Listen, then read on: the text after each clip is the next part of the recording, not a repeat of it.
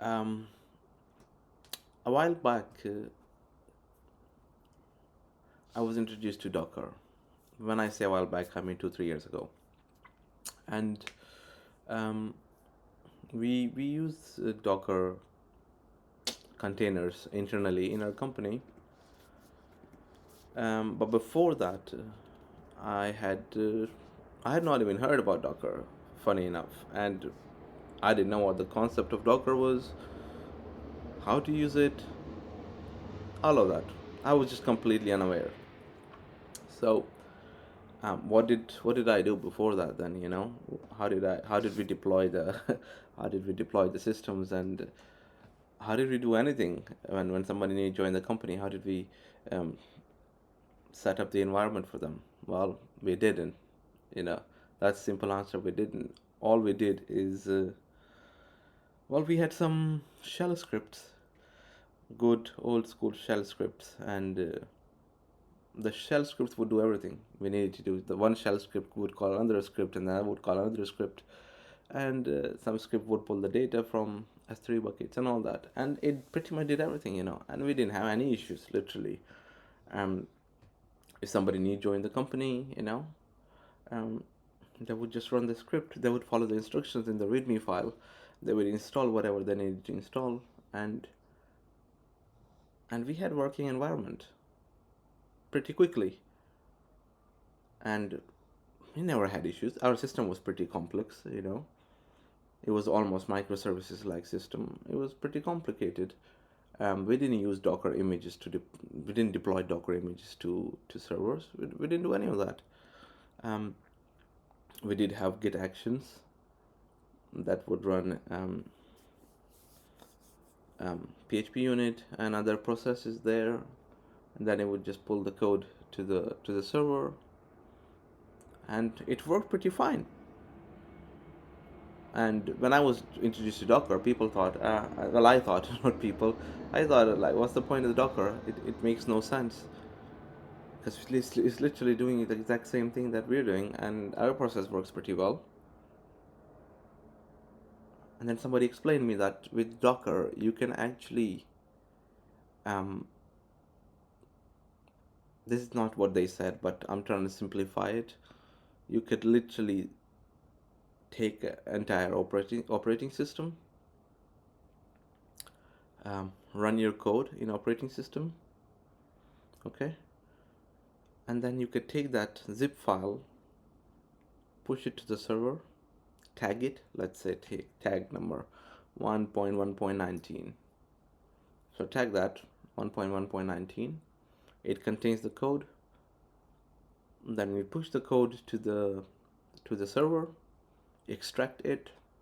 I'm just simplifying this, by the way.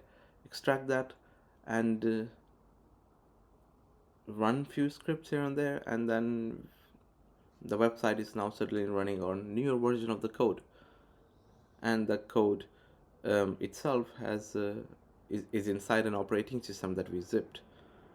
Okay, so you kill the old operating system, you start new one, which was which is what we compress inside the zip file. So I'm like, okay, wow, that's cool. You can literally take the operating system, um, push the code there, run the code, make sure code works, zip that operating system, now throw it to the server, unzip it, and start the operating system again. It's like for like, everything is exactly the same.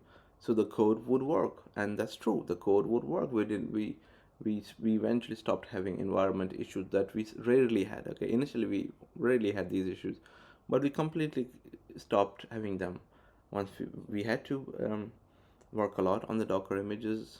Get used to the system, how things work, containers and all that. But eventually we stopped having these sort of things. Um, then we also created other Docker files that worked little differently, but you could just ask the new users to just pull the image, clone the code, the image, the Docker file. I think it was composer file would like kind of sync the code from the cloned repository into the Docker container, and it would just run. So it kind of eventually ended up speeding things up. um, but it did also slow down the deployments because we had to create this operating system, zip things up, and push it to the server, stop the old container, restart the container, start a new container, and this whole thing took some time. um, but yeah, it works well. That I guess that's the whole point of Docker containers. You can also kind of like separate the services, so you can have um, Redis running on one container, you could have MySQL running in another container, and they are just separate from each other. They communicate to each other through ports, and also because they are on the same network, so you can easily access from, like for example, um, you can access MySQL from your code because they're in the same network without doing a lot of crazy stuff. Um, yeah, containerization, that's the new term. People seem to use this a lot these days. How practical it is, not crazy practical. How popular it is, super popular. um, do I think it was worth learning? I think it was worth learning because a lot of companies seem to be using it. um, but yeah, that's the thing about Docker and shell scripts. They both have their uses, but at the end of the day, the only thing different in Docker versus shell scripts is that the Docker also takes the operating system into account, while the shell scripts don't. Shell scripts will take your environment and set everything up there, while the Docker container contains the environment itself.